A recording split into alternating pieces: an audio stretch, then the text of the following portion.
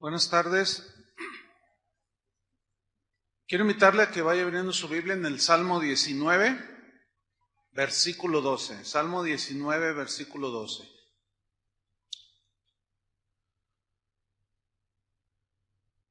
Vamos a seguir con nuestra serie La lucha contra el pecado. Y hoy vamos a tratar un tema que he titulado Los pecados ocultos. Los pecados ocultos.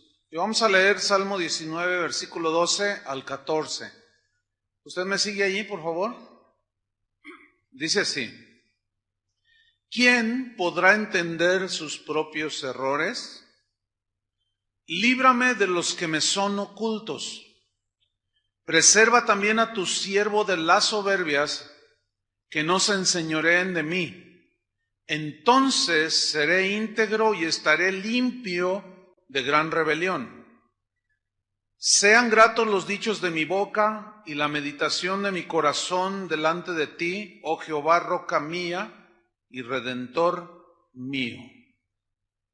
David tuvo momentos muy difíciles en su vida, los cuales después de una reconciliación con Dios, tuvo momentos de reflexión muy profundos respecto al pecado. En este salmo, David, en ese momento de reflexión, dijo: ¿quién podrá entender sus propios errores? Porque la naturaleza humana, en la cual todos vivimos todavía, su tendencia natural, normal, es que le cuesta trabajo a la naturaleza humana, a cada uno de nosotros, reconocer nuestros propios errores, nuestros pecados. Pero David dice: líbrame de los que me son ocultos. Esta palabra, este verbo librar, líbrame, en el hebreo también significa limpiar. O sea, límpiame, Señor, aún de mis pecados que son ocultos. Entonces, vemos aquí tres aspectos en referencia con el pecado en la vida de David y en la de cada uno de nosotros. David, número uno, no solo pidió ser perdonado y limpiado por los pecados de los cuales él estaba consciente, sino también de aquellos pecados que estaban anidados en su corazón, que ni cuenta se daba que ahí estaban. Pero de los que nos vamos a ocupar hoy es de aquellos que solo David conocía y Dios, pero que los tenía ocultos. ¿Entiende? En el versículo 13, él ora y dice: preserva también a tu siervo de las soberbias, que no se enseñoreen de mí. O sea, la soberbia, el orgullo, pues es un pecado. Dice: que no me domine, que no se enseñoree de mí. Entonces, dice, seré íntegro.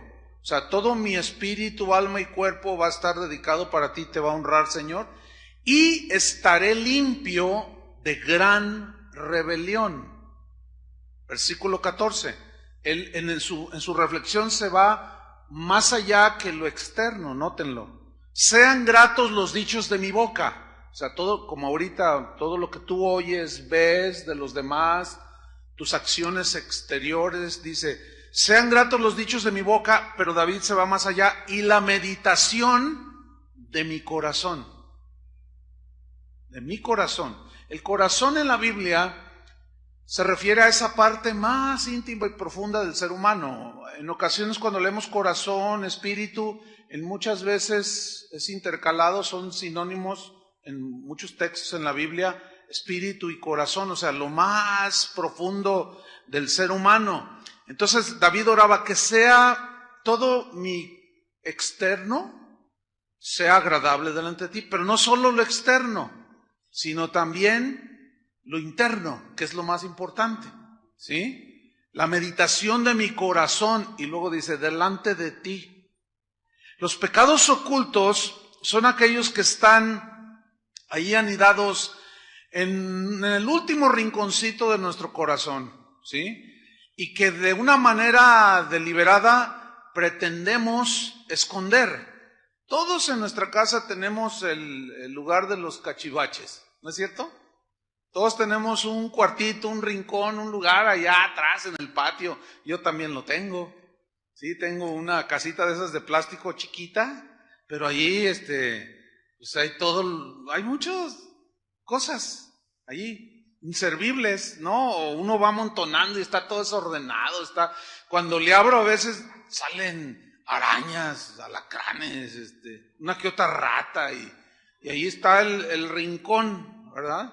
Metafóricamente hablando, los seres humanos, en el último rinconcito de nuestro corazón tenemos esos lugares donde anidan las alimañas, los alacranes, las arañas venenosas, las ratas. Uy. Podemos esconder pecados a nuestra esposa, a nuestros hijos, a los familiares, al vecino, a los maestros, a todo mundo. Pero a Dios jamás. ¿Cuántos dicen así es? A Dios jamás. ¿Sí? Hay pecados tan ocultos que ni siquiera nos hemos dado cuenta que los tenemos ahí guardaditos. ¿Sí? Porque ese lugar de desechos o desordenado, muy pocas veces lo visitamos. Cuando alguien llega a casa, un invitado, tú no le enseñas ese cuarto, ¿verdad que no? Dice, ay, qué bonita está su casa, ven para enseñártela. Y mira, esta es la recámara, pero nunca lo llevas allá donde están las arañas y los alacranes. Así nos pasa a los seres humanos. A veces mostramos por fuera, pues, ¿verdad? Este es el cuarto, pero nunca les enseñamos lo que hay en lo profundo del corazón. Pero Dios es el único que sabe que en ese rincón del corazón hay cosas que tenemos allí. Y ahí viven a veces todos esos animales ponzoñosos. La única manera en que nosotros podemos darnos cuenta de que tenemos guardados o escondidos pecados es a través de la exposición de la palabra de Dios, en nuestra meditación de la palabra de Dios, porque la palabra de Dios misma dice, por ejemplo, en Hebreos 4, versículo 12, dice que la palabra de Dios es viva y eficaz, y es más cortante que toda espada de dos filos. Y mire este verbo, y penetra, o sea, se mete hasta el último rincón de tu casa, entiéndase corazón. Y penetra hasta partir el alma y el espíritu. Aquí el espíritu es la parte más profunda, por definirlo de alguna manera, del ser humano, ¿sí? Hasta allá entra la palabra del Señor, pero todavía va más allá, las coyunturas, así donde se mueven las rodillas, esas coyunturas, y los tuétanos, lo que está dentro de los huesos. Y discierne los pensamientos, o sea, el alma, y las intenciones del corazón, o sea, del espíritu. Discierne aquí significa juzga. O sea, la misma palabra, en el momento que es expuesta y nosotros no estamos de acuerdo a la palabra, la misma palabra nos está discerniendo, nos está juzgando. Tu actitud es de orgullo, tu actitud es de envidia, tienes rencor en tu corazón. Por eso yo lo he descubierto a través de los años de servir al Señor, que contradictoriamente a muchos cristianos que hoy domingo llenan las iglesias, no les gusta escuchar la palabra de Dios. ¿Por qué? Porque se sienten evidenciados por la misma palabra. Entonces, al escuchar la palabra de Dios, que saca a la luz todas las cosas que están ahí escondidas, entonces como se siente evidenciada la gente, luego al predicador o al que habla el evangelio lo tachan de legalista, de religioso, de exagerado, ¿sí? Pero nada que ver con eso. El asunto es que no se quieren enfrentar a su realidad. Versículo número 13 dice, y no hay cosa creada que no sea manifestada en su presencia. Antes bien, dice, todas las cosas están desnudas, descubiertas, no hay nada que pueda cubrir. Todas las cosas están desnudas y abiertas a los ojos de aquel a quien tenemos que dar cuenta. Entonces notemos pues que la palabra de Dios es la única que puede decir la verdadera condición, revelarnos y mostrarnos la verdadera condición de nuestro corazón. Por más que queramos esconder cosas en nuestro corazón, no vamos a poder. Y vamos a ver a través de la enseñanza cómo esos pecados ocultos nos pueden llevar hacia la destrucción, ¿sí? Nos pueden llevar hacia la tragedia, en fin. En Lucas capítulo 8, versículo 15, en este capítulo 8, Jesús habla de la parábola del sembrador. Y dice que el sembrador salió a sembrar, y en el versículo 15 habla de la semilla que cayó en buena tierra. Vean Lucas 8:15. Mas el que cayó en buena tierra, habla del corazón, la tierra que es el corazón. Estos son los que con corazón bueno, subrayen corazón bueno y recto, corazón bueno y recto, retienen la palabra oída, o sea, se anida en el corazón. Y crece y da fruto, dice, con perseverancia. Y fíjense la relación que tienen que ver los versículos 16 y 17 con el fruto, que es inevitable, sea bueno o sea malo, el fruto se va a evidenciar tarde o temprano. Nótenlo, versículo 16. Nadie, dice Jesús, que enciende una luz, la cubre con una vasija. Nadie. Ni la pone debajo de la cama, sino que la pone en un candelero para que los que entran vean la luz. Eso es obvio, ¿no? Versículo 17, porque nada hay oculto. Nada hay oculto que no haya de ser manifestado, ni escondido que no haya de ser conocido y de salir a la luz. Entonces, cuando Jesús está hablando de frutos del corazón bueno, está hablando que serán evidentes las conductas, las reacciones, etcétera, etcétera, como también las malas.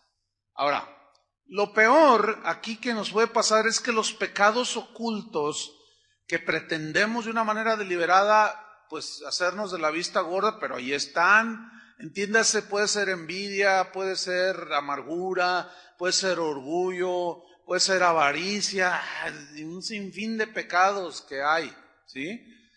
Estos pecados nos pueden engañar haciéndonos pensar, o sea, muchas veces nuestra mente también nos engaña en hacernos pensar de que nadie se enterará, nadie se va a dar cuenta, nadie sabrá lo que yo hago.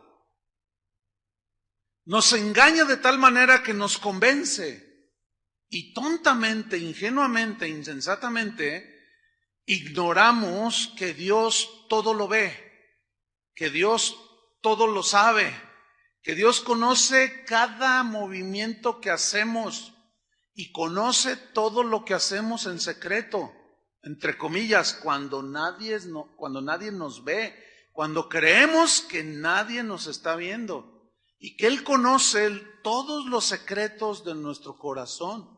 Dice la Biblia que Jesús no se fiaba de los hombres porque Él conocía sus pensamientos. Él conocía porque Él sabe todos los pensamientos secretos, acciones, y Él sabe lo que hay en nuestro corazón. Él es el único que puede saber lo que verdaderamente hay en nuestro corazón.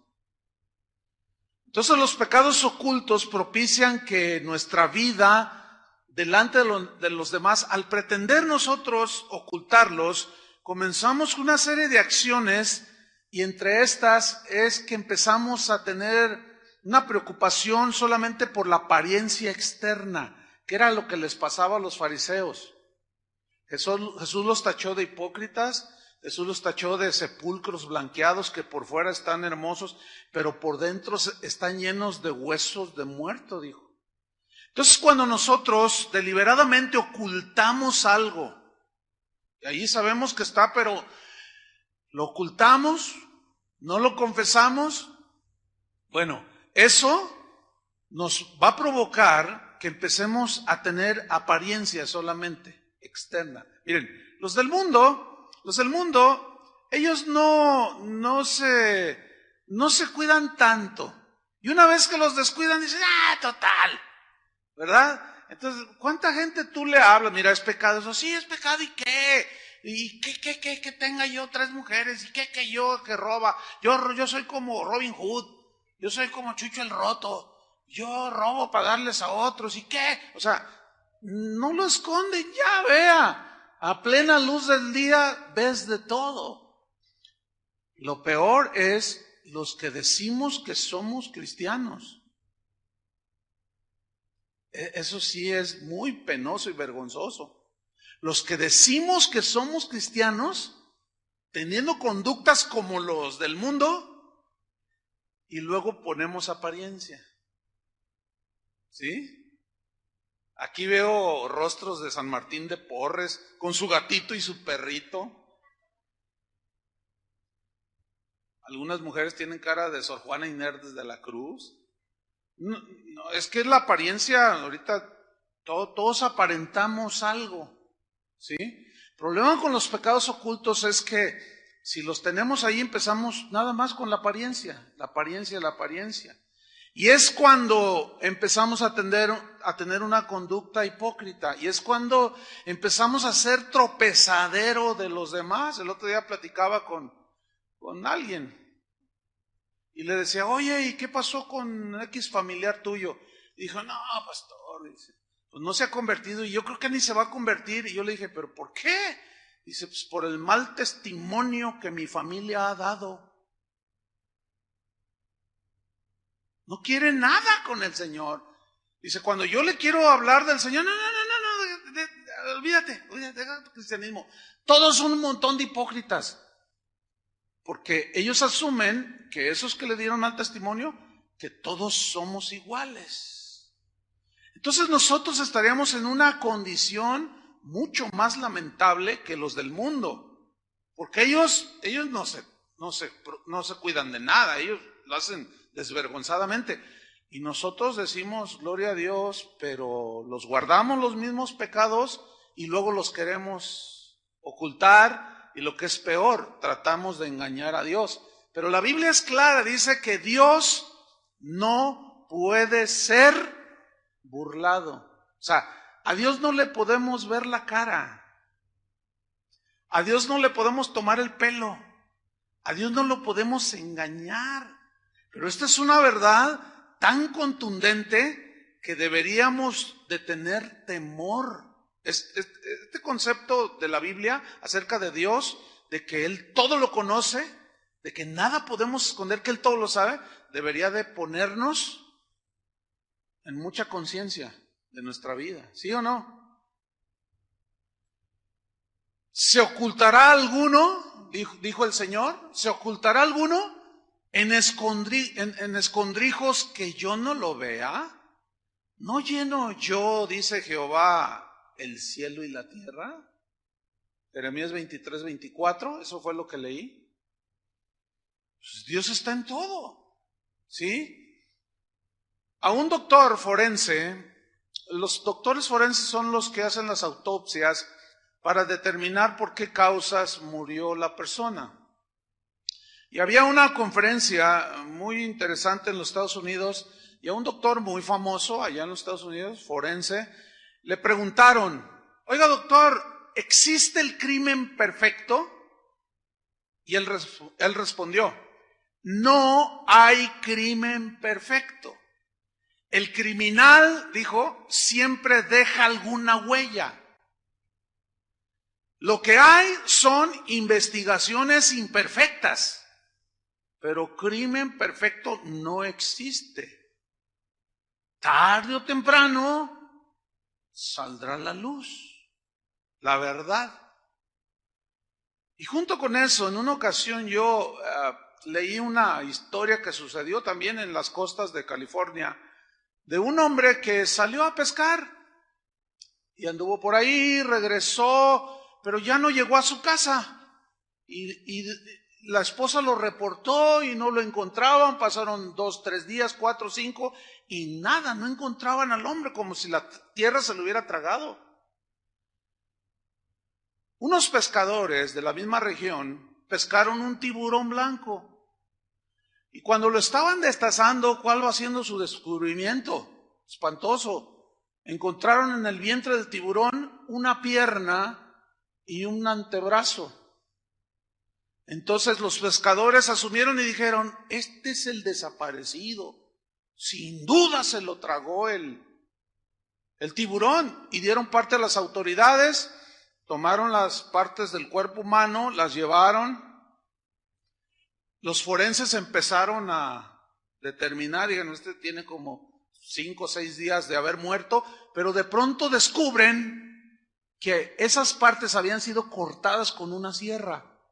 Entonces dijeron, a ver. A este no se lo tragó el tiburón y lo mató. Se lo tragó después de muerto. Ese es el trabajo de los forenses.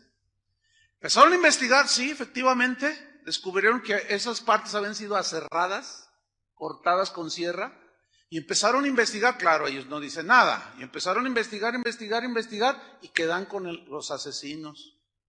Ellos creyeron que habían cometido el crimen perfecto, lo asesinaron, después lo cortaron, tomaron los miembros del cuerpo del muerto, lo llevaron al alta mar, tiraron las partes del cuerpo, los tiburones se las comieron y dijeron, ya está todo perfecto. Sí, ¿verdad? ¿Cómo no? Y como esa historia, hay cientos, hermanos, de historias. No hay crimen perfecto. ¿Por qué? Porque tarde que temprano la verdad sale a la luz. Hay crímenes que son aclarados 50 años después, 100 años después, qué sé yo. Delante de Dios, hermanos, desde el primer momento Él lo sabe. Dios le dijo a Israel que rechazara los pecados ocultos, o sea, que obedeciera la palabra, que no le hiciera loco, para que me entiendan, ¿sí? Y le sentenció lo siguiente, Números 32-23, Números 32-23, búsquelo. Dios le sentenció esto a Israel, miren lo que le dijo, Números 32-23, dice así. Mas si así no lo hacéis, he aquí habréis pecado ante Jehová. Y sabed, o sea, tienen que estar conscientes, significa saber. Sabed que vuestro pecado, ¿qué? Os alcanzará. ¿Qué significa vuestro pecado os alcanzará? Que tarde que temprano saldrá la luz y las consecuencias tendrás que enfrentarlas. Eso significa. Ahora voy a hacer una pregunta que es muy obvia la respuesta, pero lo voy a hacer de esa manera. La pregunta es esta. Un pecado oculto ahí sin descubrirse, nadie lo sabe. Nadie lo sabe. ¿Es pecado antes de ser descubierto sigue siendo pecado? ¿Sigue siendo pecado después de ser descubierto también? Sí, claro. No sé si me expliqué. O sea, el pecado, aunque no haya sido descubierto, sigue siendo un pecado. Si es descubierto, sigue siendo el mismo pecado. El problema es que mientras permanece oculto, no hay arrepentimiento. ¿Por qué? Pues porque lo seguimos haciendo, ¿verdad? Lo seguimos haciendo. Así somos los seres humanos. Mientras no me descubran, todo estará bien. Y pasan 10 años. Y el esposo de esos 10 años de casado, tiene 9 años engañando a la señora. Pero un día la señora se da cuenta y lo descubre de manera ocasional. Y le empieza a ver los recados en el teléfono y las fotografías. Y luego se mete a su computadora y ve las cartas y las fotos y hasta un video. Y luego se mete a su Facebook, no, pues ahí descubre todo del marido.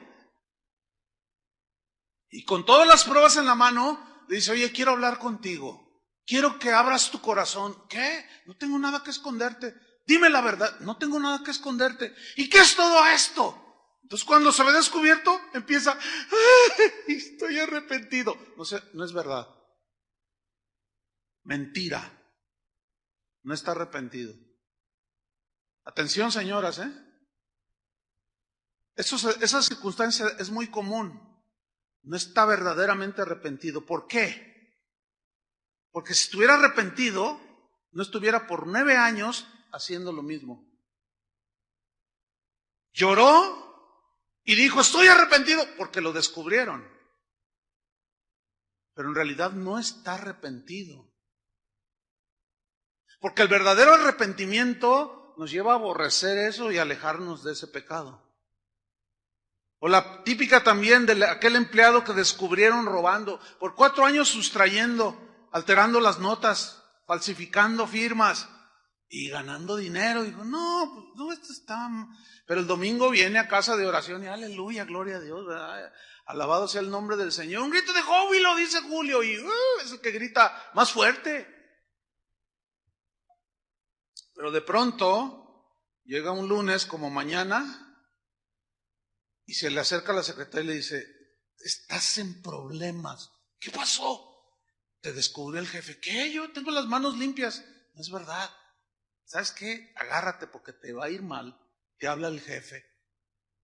Entonces llega, jefe, dice, siéntate ahí. Y lo ves con ojos de que te quiere tragar. Digo, ¿qué pasó? ¿Hay algo mal? ¿Cómo todavía me preguntas? Tienes 4 años robando. Mira, acabamos de descubrir esto y esto y esto. Y tú empiezas a llorar. Ay, estoy arrepentido. No seas hipócrita. No es verdad. No estás arrepentido. Eso es muy común en los seres humanos y también en los cristianos. Es muy común. Entonces, quiero que notemos lo siguiente. David hacía la reflexión en otro salmo y decía, examíname, oh Dios, y prueba mi corazón. Y ve si hay en mí camino de perversidad. O sea, escudriñame, significa, examíname, escudriñame. Llega a lo profundo. Claro, le estaba dando esa libertad, porque David había experimentado pues lo negro del pecado y ahora él no quería saber nada con eso.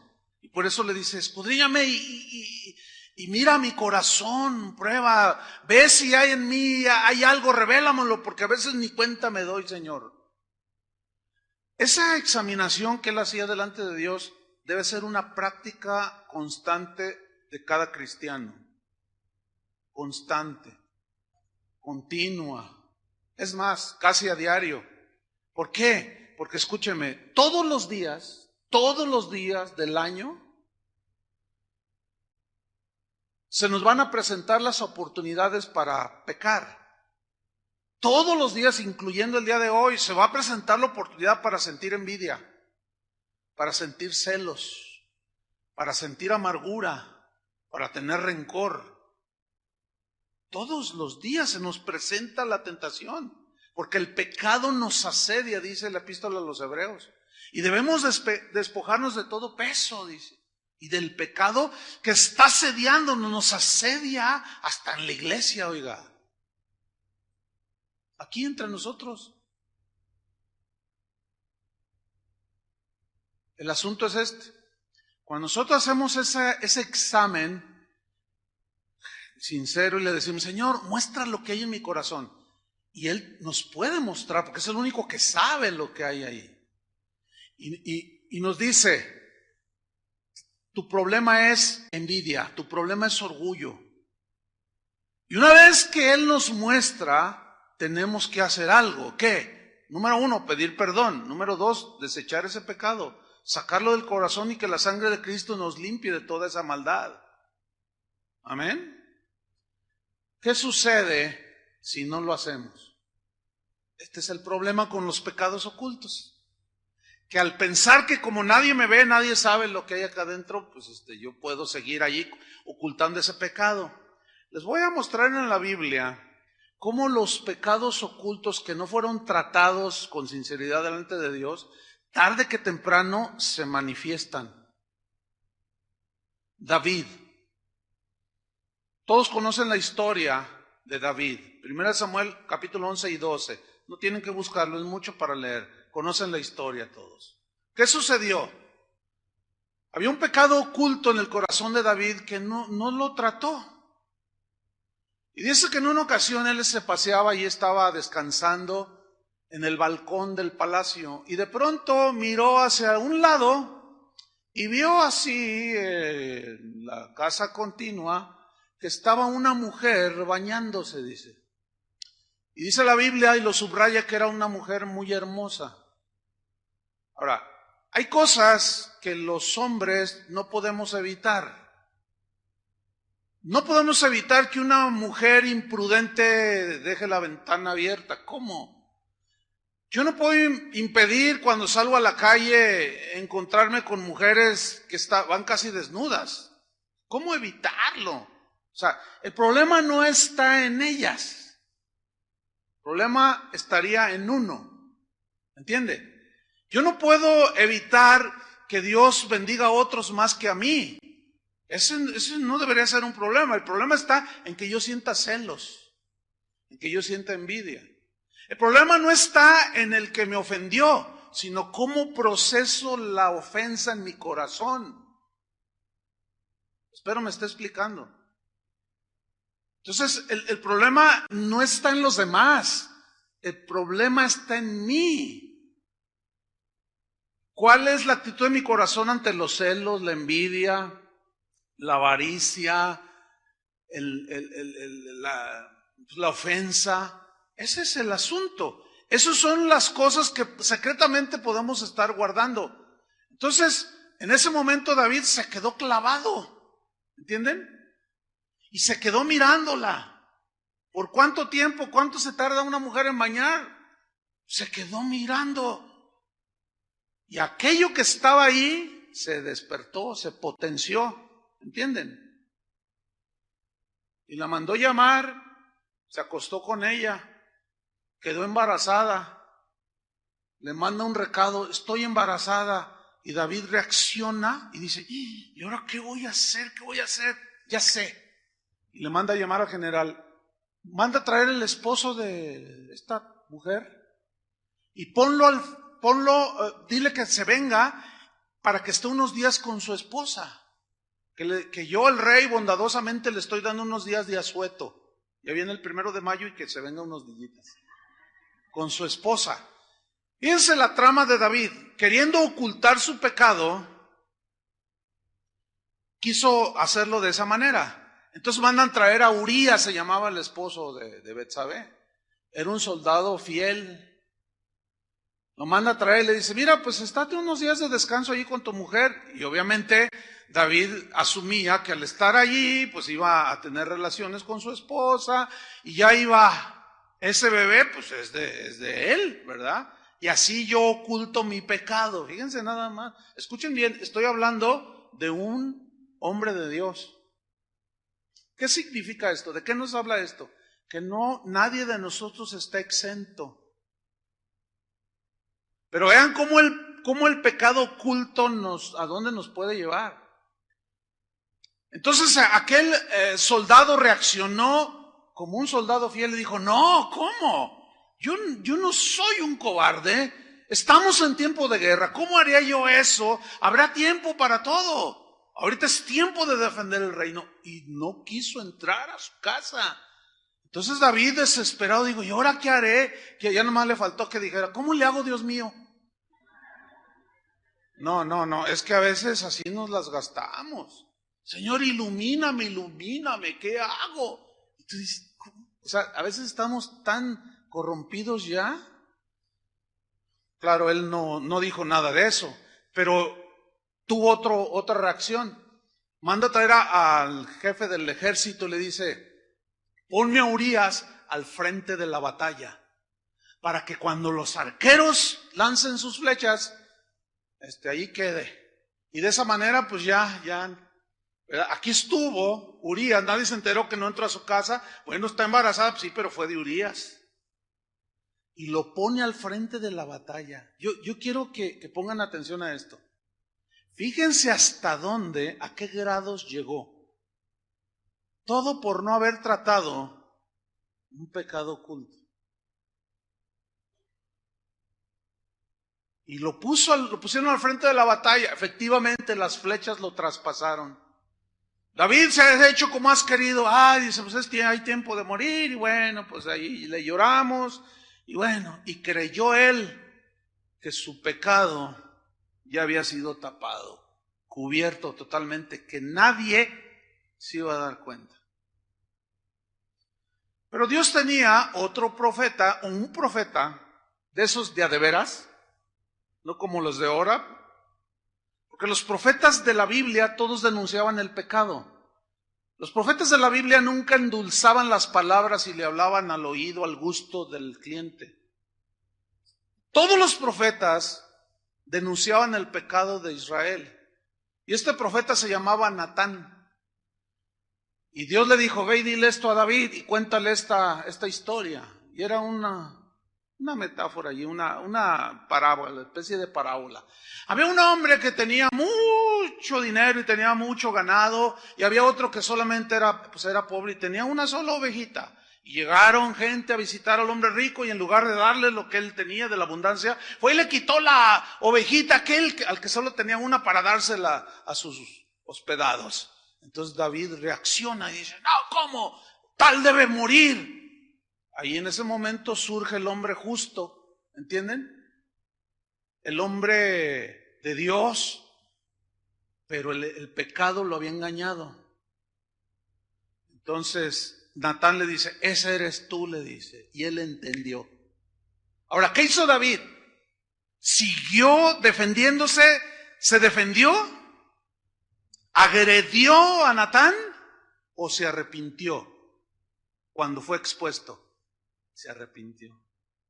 Y de ahí se produce lo que hoy tenemos en los Salmos, el Salmo 51. Entonces la diferencia entre David y muchos cristianos el día de hoy es que se expone el asunto, se saca a la luz, Dios lo saca a la luz, que el problema está en ti, que el problema está en mí, o sea, que es en nuestro corazón, y reaccionamos mal, no como David. Esa es la gran diferencia entre David y muchos de nosotros, que era un hombre conforme al corazón de Dios, no un hombre que nunca pecó y de qué manera, pero cuando Dios lo confrontó, lo reconoció. Ese es el problema que tenemos ahora. Entonces, pecado que no es tratado, pecado que tarde o temprano saldrá y nos meterá en problemas. Dejen ponerles otro ejemplo en la Biblia. Ábranla en 2 de Reyes 5, versículo 20. 2 de Reyes 5, 20. Esta es una historia también muy interesante. 3 personajes aquí se mencionan. Uno es el profeta Eliseo, un hombre de Dios, sin duda. Otro es el siervo o el asistente de Eliseo, se llamaba Giesi. 2 de Reyes 5:20. Y otro es Naamán. Naamán era el general del ejército sirio y tenía lepra. Entonces alguien le dijo a Naamán que fuera a buscar a un tal profeta llamado Eliseo, porque era un hombre de Dios y él podía orar y pedirle al Señor y sanar de la lepra. Y el hombre creyó y fue, y le mandan llamar a Eliseo, pero él simplemente dice, bueno, díganle a ese general que se sumerja 7 veces en el río y será sano. Entonces van y le dicen que te sumerja 7 veces, y el hombre se enoja y dice, no, ¿cómo? Este río está mugroso y los ríos de donde yo vengo son limpios. Y se va todo enojado, pero alguien va y le dice, no pierdes nada. Lo hace reaccionar. Dice, no pierdes nada, ve, ¿qué te cuesta obedecer? Ve y sumérgete 7 veces. Tienes razón. Y va, 1, 2, 3, 7, y sale limpio. Entonces él, sorprendido y maravillado, dice, pues alabado sea el Señor. Entonces va con Eliseo y le dice, Eliseo, por favor, mira, Dios me sanó. Y empieza a hablar del milagro que había recibido. Entonces le dice a Eliseo, yo te doy lo que me pidas. Era un hombre muy rico y además muy generoso. Dice, traigo plata, traigo oro, traigo vestidos, traigo comestibles, tengo ganado, lo que quieras, pídeme, te doy todo lo que quieras. Oye, me hiciste semejante milagro. Y Eliseo le responde, no, ¿y cómo yo voy? En otras palabras, como dice una versión, no, ¿cómo voy a traficar yo con el don de Dios? Si esto es de gracia, ¿cómo yo voy a pedir favores materiales porque Dios hizo a través de mí algún milagro? No, y rechazó toda dádiva a cambio del milagro. Y Giezi mirando todo, y miren lo que dice, Segunda de Reyes 5:20. Entonces Giezi, ¿lo tienen ahí? Criado de Eliseo, el varón de Dios, dijo entre sí, subraya esa frase, dijo entre sí.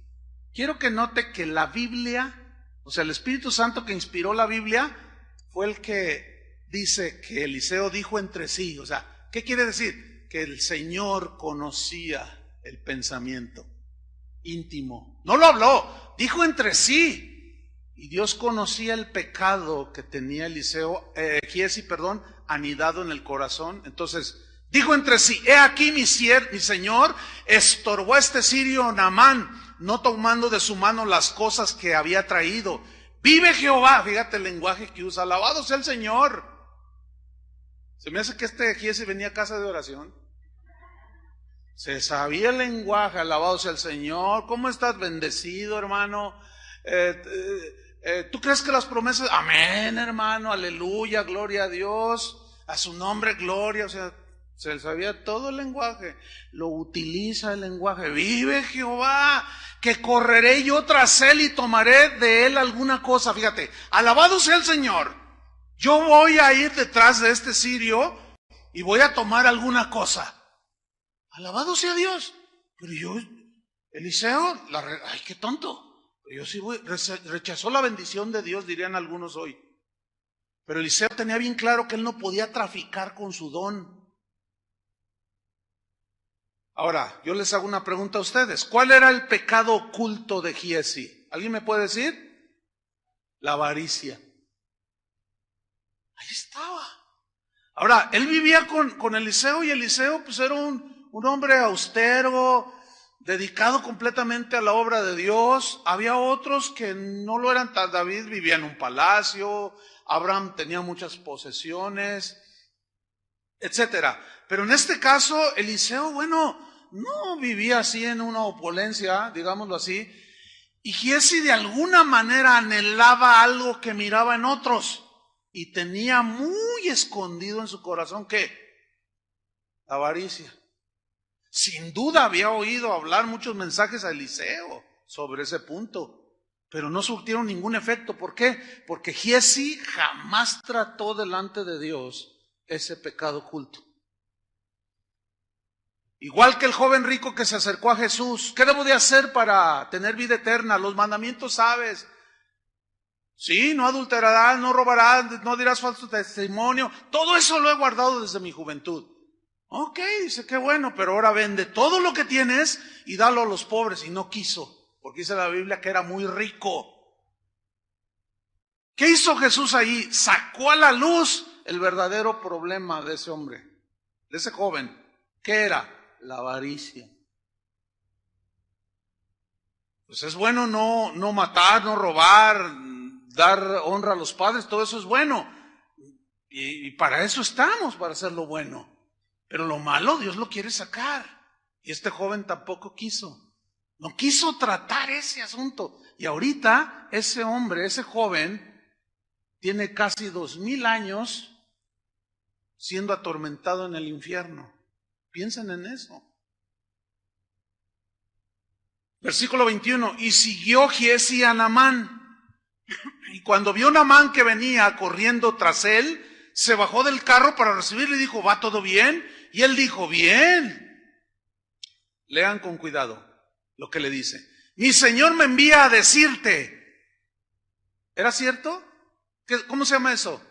Mentira. ¿Qué hizo David? Quiso ocultar. Aquí Giezi, por medio de una mentira, quiere hacer efectiva su avaricia. Es que mi Señor me envió a decirte, he aquí vinieron a mí en esta hora del monte de Efraín, 2 jóvenes de los hijos de los profetas. ¿Ven cómo todo lo relacionaba con lo religioso? 2 jóvenes de los hijos de los profetas. ¿Quién había dado la orden que se zambullera? Un profeta. Entonces, obviamente, en la inexperiencia de Naamán, dijo, ¿profetas? Pues no, lo que quiera. Mira lo que dice. Te ruego que les des un talento de plata, según él dijo que le había dicho Eliseo, ¿no? Te ruego que les des un talento de plata y 2 vestidos nuevos. Ahora, un talento de plata, un talento es una medida, ¿sí? Y son aproximadamente 34 kilos. 34 kilos de plata. La plata actualmente vale como 10,000 pesos. Si son 34 kilos, ¿cuánto dinero en la actualidad sería? 340,000, algo así, ¿no? Fíjate. Dice Eliseo que le des 340,000 pesos. Es bastante dinero, ¿no? Y que le des 2 trajes de marca. O sea, finos, ¿no? 2 vestidos nuevos, no usados, nuevos. Fíjate, su avaricia le puso esas cosas materiales. Ahora, vamos a ver el 23. Y dijo Naamán, te ruego que tomes 2 talentos. O sea, el tipo estaba agradecido, ¿eh? El tipo estaba agradecido y quería recompensar de alguna manera. El hombre era rico, pero era generoso. Hay gente rica que no es nada generosa. Pero este era rico y vamos a ponerlo así, un nuevo creyente en Dios.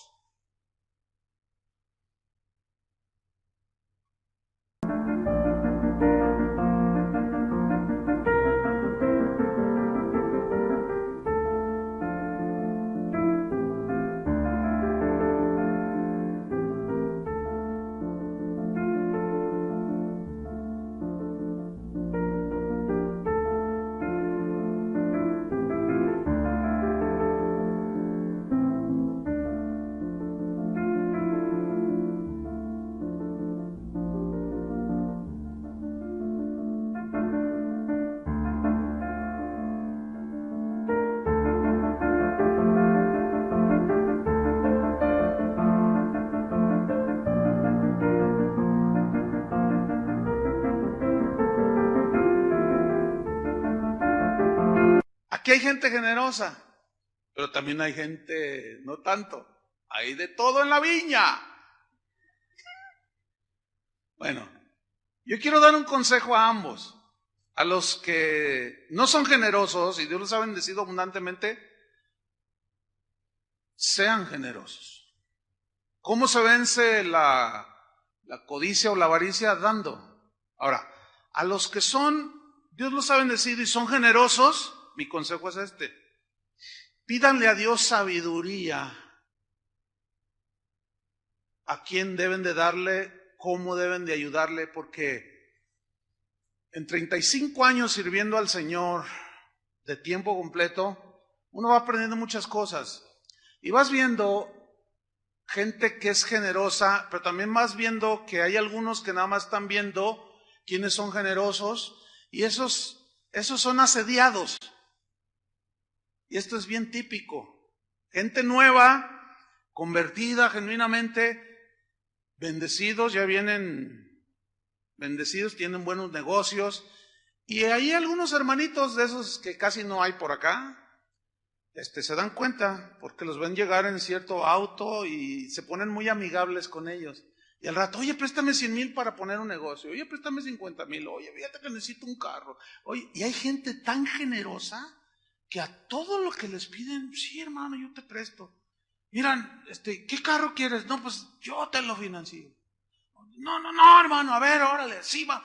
Entonces yo les digo a los generosos, ahora quieran sabiduría, porque hay cada abusivo. Y los que son generosos y tienen el don de dar, Antes de hacerlo, pregúntenle a Dios y se van a sorprender de lo que van a escuchar de Dios, que te va a decir: a ese no le des ni un centavo. Ese es un vividor. Y luego vengan y consulten con los pastores aquí y van a ver cómo se confirma. O sea, hay que crecer. Y Naamán aquí pues está reaccionando como alguien recién convertido y generoso. Un talento, 34 kilos de plata. No, llévate 68 kilos de plata, que son 680,000 pesos. Y mira, sigamos leyendo. Dice: te ruego que tomes 2 talentos. Y le insistió. O sea, el Giesi como diciendo: no, ¿y dónde los escondo? Es mucho. No, y se van a dar cuenta y luego me van a descubrir como los políticos en México. Que apenas son diputados y cuando son elegidos tienen su casita y su autito. Y al año ya tienen casa en Cancún, en Puerto Vallarta, en la Isla del Padre, departamento en Madrid, y así como por generación espontánea, ¡puf!, salieron las propiedades. Y Eliseo, pero no estaba tan corrompido Eliseo, porque él dijo: no, nunca se le ocurrió: y si lo pongo a nombre de fulano de tal, si lo pongo a nombre de sultano de tal. No, dijo: no, pero nada más le insistía: llévate 2, le dice. Y ató 2 talentos de plata en 2 bolsas y 2 vestidos nuevos, y lo puso todo a cuestas a 2 de sus criados para que lo llevasen delante de él. Vean el versículo 24. Y así que llegó a un lugar secreto. ¿Por qué secreto? ¿Por qué secreto?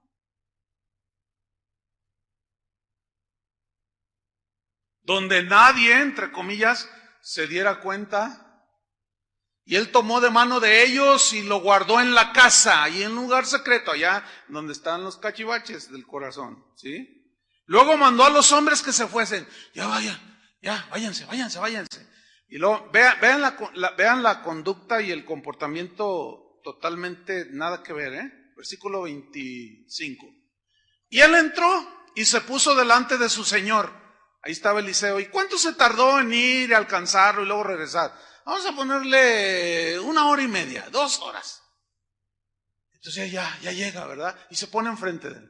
A tus órdenes, gloria a Dios, aleluya, amén. Se puso delante de su señor y Eliseo le dijo, miren, lean. Eliseo le dijo: ¿de dónde vienes, Giesi? Y él dijo: tu siervo no ha ido a ninguna parte.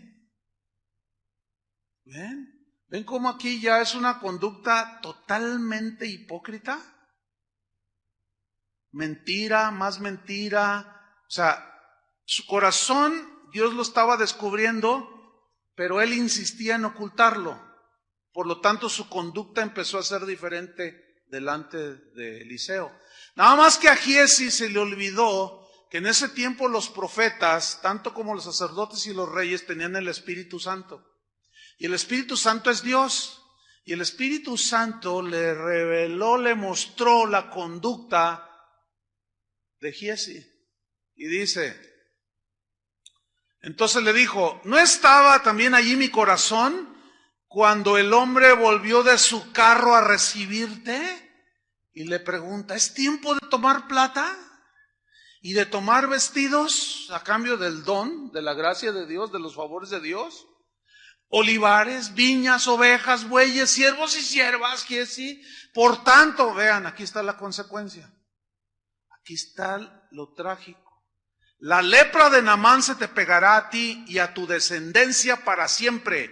Y salió de delante de él leproso, blanco como la nieve. ¿Qué sucedió aquí? Su pecado, ¿qué? Lo alcanzó. Pero quiero hacer mención a algo. En el siguiente capítulo, más adelante en la Biblia, se muestra que Dios sanó a Giesi. Lo limpió de la lepra. ¿Por qué creen ustedes? Porque se arrepintió, hermanos. Y sin duda, Ser leproso en ese tiempo era lo peor que le podía pasar a una persona. Recibir el rechazo de todos, porque la lepra es símbolo del pecado. Y recibió el rechazo de todos. No, está leproso. Sintió de todo. Pero él se dio cuenta, que es lo que nos falta muchas veces a los cristianos de hoy, darnos cuenta que el problema no está en el que rechaza al leproso, sino en el leproso. Entonces trató el asunto. Y Eliseo oró, y en la misericordia del Señor sanó a Giezi. Ese es el Dios que tenemos, hermano. No tolera el pecado. Y quiere limpiarnos de todo lo que está allá adentro. Ahora bien, tal vez tú digas, bueno, hermano, yo no tengo grandes pecadotes. Yo tengo pecadillos. ¿Ven? Son pecadillos sin importancia, como todos, como cualquiera. Mamá, mamá, le dice el niño, mamá, ¿qué quieres, hijo? Es que lo que dijiste no es cierto, mamá. Ay, no importa, hijo, es una mentirilla sin consecuencias. Mentirilla, pecadillo. Mentirilla piadosa, dice acá. ¿Pecadillos? Pablo dice, todo me es lícito, pero no todo me conviene. Todo me es lícito, pero no me dejaré dominar. Hay cosas lícitas que nos pueden atrapar de tal manera que se convierten en pecado. Es verdad esto, ¿eh? Hay cosas que en sí mismo no son malas. O sea, ver un noticiero en la televisión es lícito, o sea, no pasa nada, espiritualmente no entiende. Pero si estás atrapado por la televisión y te la pasas 6 horas, 7 horas o en la computadora o en el Facebook, ahí ya te atrapó. ¿Por qué? Porque estás descuidando a tu esposa, a tus hijos, tu trabajo, tu relación con Dios, y estás metido ahí en el Face, ahí con tu Face. Ahí está el asunto. Pecadillo, no. Bueno, abran su Biblia en Cantares 2:15. Vamos rápido. Aquí hay un versículo que tiene una metáfora, una aplicación muy interesante. Cantares 2:15 dice así: cazadnos las zorras. Y yo quiero subrayar lo siguiente: las zorras pequeñas, que echan a perder las viñas, porque nuestras viñas están en cierne. Ok, ¿qué quiere decir este versículo?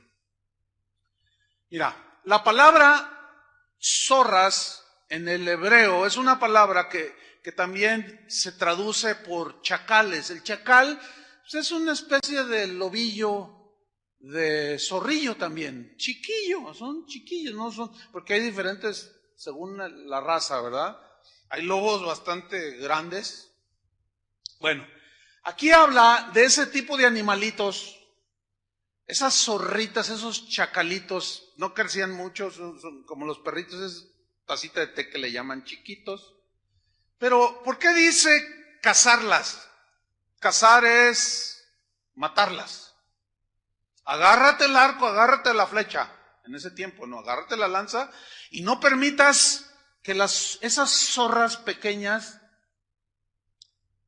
echen a perder las vides. Entonces cazaban las zorritas pequeñas. ¿Por qué? ¿Por qué? Porque la zorra, esos animalillos, escarbaban para hacer sus madrigueras junto a las vides. Les gustaba. Dañaban las raíces, destruían por lo tanto la vid. Y a eso hay que añadirle que a esas zorritas, esas chacales, esos pequeños animalillos, les gustaban los primeros frutos de la vid, las uvillas que iban saliendo. Entonces no solo comían la raíz y hacían su madriguera ahí y ahí se reproducían y tenían sus crías, sino se comían el fruto. ¿Cuál es la metáfora aquí? ¿Cuál es la aplicación aquí? Tenemos que estar cazando las zorras tan pronto las descubramos. ¿Por qué? Porque son como una rata en tu cocina, son como una cucaracha escurridiza que sale ahí en tu casa. Nadie las tolera, ¿verdad que no? No debemos de tolerar ningún pecado por más pequeño que sea. ¿Por qué? Porque son como estas zorras que escarban y se anidan en lo profundo, ¿entienden? Y destruyen la vida espiritual. En todos estos años sirviendo al Señor, lo he visto en tantas personas, hermano, que algo que era lícito se les volvió ilícito, o empezaron a tolerar pecadillos. Pasaron los años y esas zorritas escarbaron y se reprodujeron y se anidaron completamente en el corazón. Y un día salieron a la luz como con Giesi, como con David. Y muchos de esos, ya hoy te los encuentras en la calle. Oye, hermano, ¿y qué pasa? Y empiezan a hablar de los demás. Es que hay Nunca ellos se dan cuenta que el problema estaba en ellos. Nunca. Es bien común así cuando te encuentras gente que apostató, que se fue. A veces por disciplina o por lo que sea. Es que allí. Y empiezan a atacar a otros. Nunca se vieron a sí mismos. Nunca se dieron cuenta que el problema estaba en el corazón de ellos. Entonces, no podemos evitar que todo ande así alrededor, fuera de nosotros. Lo que sí podemos evitar es que se aniden. ¿Entiendes? Tú deja entrar una pequeña zorrita de la envidia y vas a ver cómo se te anida. Y toda la vida, yo he visto cristianos que tienen 15, 20 años y tú dices, bueno, pues ¿qué le pasa a este? Ni cristiano parece. He visto cristianos que tienen hasta 20 años y toda la vida siempre se están quejando. Y tú dices, ay, esta señora ni parece cristiana. Y luego ni se miden. Están enfrente de los nuevos. Y tú dices, no, es que es increíble. ¿Por qué? Porque nunca trataron eso. Puede ser cualquier pecado. Ese es el asunto con los pecadillos, como dicen algunos. Ahora, ¿cuántas pequeñas zorras tal vez ya vivan ahí dentro de nuestro corazón? Sin duda, ahí están ocultos, ¿sí? ¿Cuántos de ustedes, me voy a atrever a aseverar algo, no existe una sola persona de las que estamos en este auditorio, y aún de los que nos escuchan, que nunca se le haya metido una piedrita al zapato? ¿Verdad que a todo? ¿Hay alguien aquí que nunca se le ha metido una piedrita al zapato? A ver, levanta la mano. Mira, ¿a usted nunca se le ha metido una piedra al zapato? Híjole, pues nunca se los quitará. ¿Quién sabe cómo le hará? Entonces, van a saber de lo que estoy hablando. Una piedrita así, de este tamañito, pongan atención, así chiquita, que esté en este momento en mi zapato, no puedo, no me deja moverme, no puedo caminar y disimulo, ¿sí? Pero ahí está, pero ¿saben? No me puedo quitar el zapato aquí, porque no sería propio. Cierren todos sus ojos y alaben al Señor y yo me entiendo. O sea, sería totalmente impropio, ¿no? Falto de educación, de sentido común. Tendría que aguantarme con la piedrita allí. Ahora, ¿quién aguanta una piedrita así, chiquitita? Nadie, hermanos. Pero lo que yo sí me he dado cuenta, a mí me gusta mucho andar en el campo y me gusta, en fin. Pero siempre que voy al campo o que camino en el campo, siempre se me mete piedritas al zapato. Entonces, pues como allá, no, tú te sientas espérenme, te quitas el zapato, la bota y hasta le haces y le ves. ¿Por qué? Porque no puedes caminar. Escúchenme bien, esos pecadillos son como esas piedritas, no te dejan caminar con Dios. Hay gente que miente con una facilidad, no, eso ya es una piedrota. Pero es mentira tras mentira tras mentira tras mentira. Tú dices, no, bueno, este ya es ya parece ya las piedrotas de Tapalpa en el zapato. Una pequeña piedrita no nos deja caminar. Pequeñas zorritas no nos dejan caminar. ¿Sí? Los pecadillos son como una mancha de tomate en el vestido blanco de una novia. Pues la mancha así chiquitita, pero tú ves a la novia, ay, qué bonito, y de pronto se le nota, pero, ay, ¿qué tienes ahí? Le echó a perder el vestido. Y tú quieres comprar una tela, una tela de seda, 5 metros. Te quieres hacer un par de vestidos, qué sé yo. Y el que te está vendiendo la tela dice, mire nada más esta tela. Es de primera, mire, ay, mire nada más qué tersa está pero hermosísima. Y de repente, tú estás mirándola y ves un hoyito de este tamaño, así chiquito. ¿Compras la tela? No. Ese hoyito echó a perder toda la tela. Y tú dices, oiga, pero tiene este hoyito. Ah, no es nada, te dice el vendedor. No, claro. ¿Qué tal si yo me hago el vestido y el hoyito queda aquí al frente? O queda por acá, o queda acá atrás, o queda aquí abajo. No compras la tela, ¿verdad? Las pequeñas zorras echan a perder la vida espiritual, el matrimonio, la relación entre...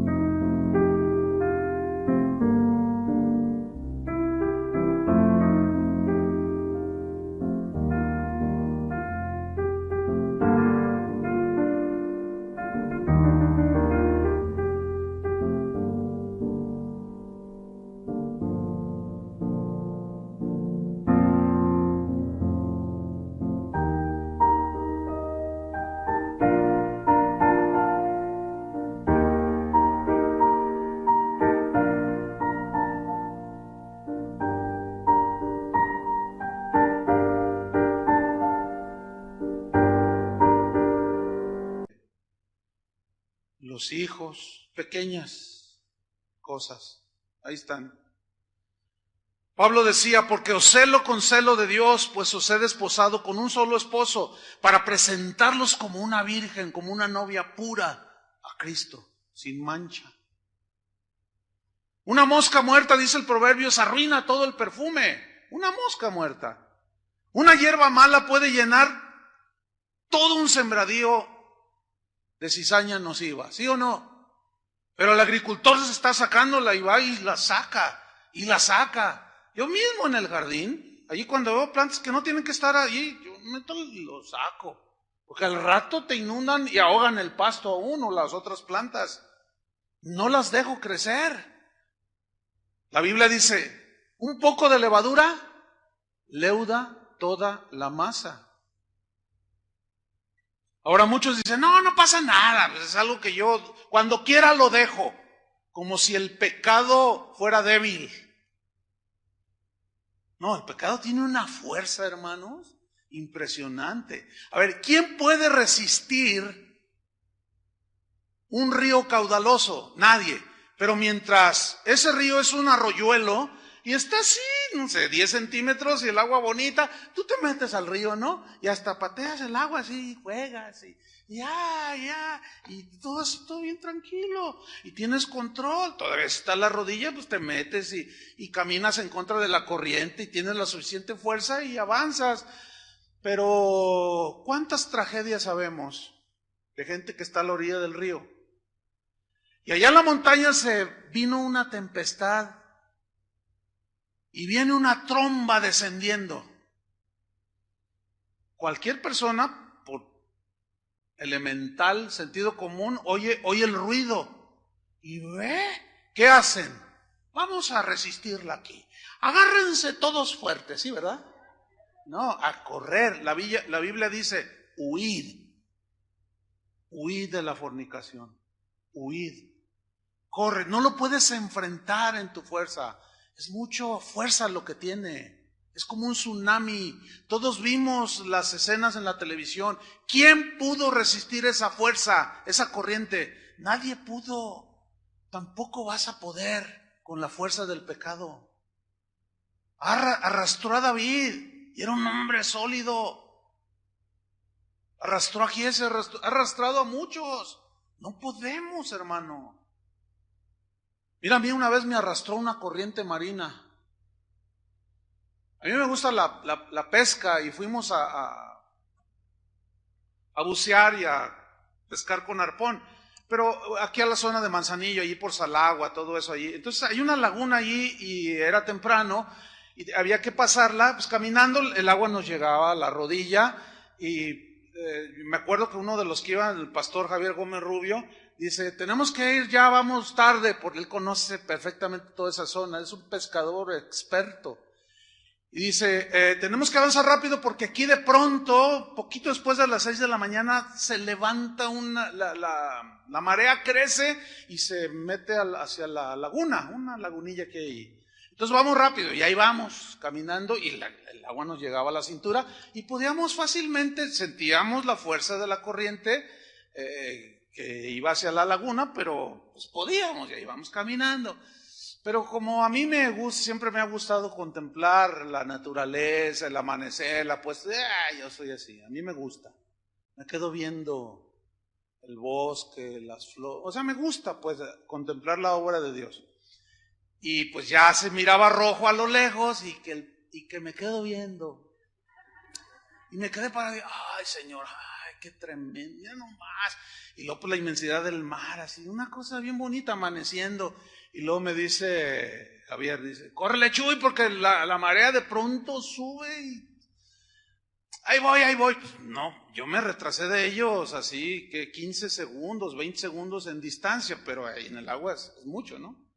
Entonces, cuando ya quise reaccionar, pues empecé a caminar otra vez y de pronto, hermano, de pronto así, el agua que la tenía aquí empezó así, mira. Yo dije, ay Dios. Entonces, cada vez se hizo más fuerte. No, ¿sabes una cosa? Llegó el momento en que creció de tal manera que ya no pude pisar, perdí el piso y me empezó a arrastrar. Entonces yo aventé todo y empecé, bueno, yo sabía eso, que no debía de resistirla porque pues era imposible. Pero ellos me gritaron, no resistas, déjate que te arrastre, ya alcanzamos en el fondo de la laguna, allá adentro, no pasa nada, no resistas. Yo sabía eso porque te cansas sobremanera y te puedes ahogar. Entonces yo me abandoné. Ya no, ¿por qué? Porque ya no podía resistir, era doblemente peligroso. Si resistía podía cansarme y luego ahogarme. Tenía que dejar que la corriente me arrastrara. ¿Por qué? Porque no podía contra ella. Y me arrastró y fui allá a quedar. Bueno, muchos creen que porque tienen la marea así poquito, aquí, no, está bien, no, una escapadita allá al antro, no pasa nada. Una película ahí que tiene una escena allí, pero pues ¿qué tiene? No somos inocentes, sabemos. ¿Qué tiene? Que no, pues la marea, mientras la puedas dominar. Pero cuando crece, después te haces aficionado a la pornografía y después a otras cosas y empiezas con un cigarrito y al rato 50 cigarros al día y al rato el cigarrito de marihuana pues no que cuando tú querías lo ibas a dejar. Ese es uno de los engaños del pecado. No podemos resistirlo, mejor es huir. No podemos distraernos porque nos arrastra. Así pasa. La primera vez que lo hacemos, estamos nerviosos así, ¿verdad? Ay, y como nadie nos cachó, nadie nos vio. La segunda vez ya ni nos sudaron las manos. Y la tercera vez, ya está con altivez. Y luego alguien se da cuenta, oye, ¿qué onda contigo? ¿Y tú qué? ¿Tú qué? Tú no estás para decirme, cállate la boca. O sea, empieza la soberbia. Por eso David decía, líbrame de las soberbias. Porque cuando alguien está soberbio y desprecia a todos y que alguien así es porque no se ha dado cuenta que el problema está en él. Pero él mira a todos alrededor y no es capaz de mirarse a sí mismo. Entonces ya odia, ya es rencoroso, ya envidia así con altivez. Y se permite ya toda clase, ya es una condición muy lamentable, ¿no es cierto? Mientras que el hierro está candente, es maleable. Se puede formar. Pero una vez que se seca, se endurece. Y una vez endurecido, ya el herrero ya no puede trabajar con él. El pecado endurece el corazón, hermanos. Ni más ni menos. Déjenme terminar con esto. Para los que dicen que pueden controlarlo y todo. El 5 de febrero de 2013, o sea, hace un par de meses, salió una noticia. Yo lo vi en el noticiero de López Dóriga. Y me quedé bien impactado. Dice, mire a continuación algo que, bueno, si quiere verlo está bien y si no, pues sugerimos discreción. Sonora, México. Un circo, un domador con un tigre. ¿Cuántos lo vieron? ¿Se acuerdan de eso? Porque es reciente. Y el tigre le daba sus chicotazos y obedecía. Y hubo un momento en que, ¿cuál domar? Se le lanza al hombre. Yo no sé si ustedes han visto un tigre en vivo y en directo. Si no, pues todos lo conocemos, pero en vivo se ven impresionantes. Son unos animalones. A mí me tocó ver uno cuando estaba chico. El domador le hizo el látigo y el tigre se levantó así. Y luego él se le puso así y con las manos dizque lo detenía. Pero estaba el tigre así, mire, el tigre más de 2 metros 20. Parado así, las garras eran del tamaño de la cabeza. Es un animalón. Pero ¿saben qué? Ese hombre que fue devorado por ese tigre, lo tenía desde cachorrito. Creyó que lo había domado y lo dejó crecer. Cuando yo vi esa, dije, ¡ay, qué tremendo! Entonces yo... Y agarré mi computadora y me puse a buscar domadores devorados por el león. No, hermano, mire, haga lo que yo hice. Y va a ver cuántos videos salen ahí en tuyo.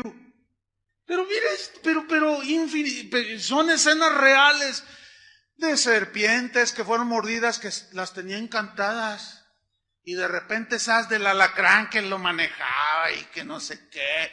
Y de la araña y del tigre y del león. Y ya todos, ¡ay, el aplauso! Y yo lo domé. La naturaleza de esos animales es salvaje. Es imposible domarlos. Ahí está la prueba. ¿Saben una cosa, hermano? Jamás podremos domar nuestra naturaleza humana. Podemos reprimirla con la nueva naturaleza, pero transformarla y domarla y dominar el pecado y dejarlos allí que crezca el tiguirillo ahí, el cachorrillo, la arañita, el alacrancito, cuando crezca, te va a devorar. Y eso es lo que Dios quiere que evitemos. Entonces, por conclusión, ¿qué debemos hacer? Cada uno examinarse delante de Dios, que sin duda, ¿quién sin duda nos va a decir, tu asunto en tu corazón es orgullo, tu asunto en tu corazón es envidia, es codicia, es lujuria, son celos, ¿sí? Y como es algo muy personal entre tú y Dios, porque Él es el único que sabe lo que hay en el corazón, entonces, ¿qué vamos a hacer? ¿Qué debemos hacer? Cazar las zorras. ¿Entiende? Tratar ese asunto. Pero ¿saben cuál va a ser la manera en que Dios trata? Por ejemplo, si es orgullo, ¿saben cómo es que Dios las circunstancias que Dios va a usar para tratar con nuestro orgullo? Justamente circunstancias en las que Él va a esperar que reacciones no con orgullo, sino con humildad y dominio. Para el que su bronca en el corazón es avaricia, justamente Dios va a permitir momentos en los que va a estar ahí el dinero o la oportunidad de ganancia deshonesta, y ahí es donde te va a probar, y ahí es donde tú Cuando dices no, es cuando la gracia de Dios te sostiene y te hace vencedor. Y así es como vamos sacando, ¿entienden? Esas pequeñas zorras. Es que agarren su escudo y flecha y a matar zorras y a sacar esas cosas. Amén. Esa era la gran diferencia de David y nosotros. Oremos, hermanos. Señor, te damos gracias. Tu palabra es la única que puede hacernos ver nuestra condición del corazón y hacernos entender que en nosotros es en donde está el problema. Pero nuestra tendencia es en mirar a los otros, al que me ofendió, al que tú le diste más, etcétera, etcétera. Cuando lo único que está sucediendo es que Dios está permitiendo para sacar lo que hay en nuestro corazón.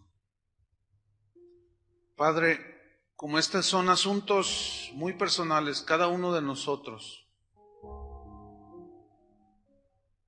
a cada uno de nosotros, muéstranos, Señor, ese rincón del corazón, donde tal vez viven alimañas,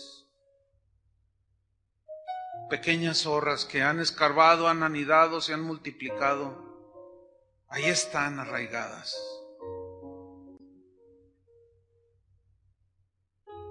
De los pecados que nos son muy claros, Señor, que son muy obvios, de los cuales te pedimos perdón. Y luego los pecados por omisión, aquello bueno que dejamos de hacer, que nos es por pecado.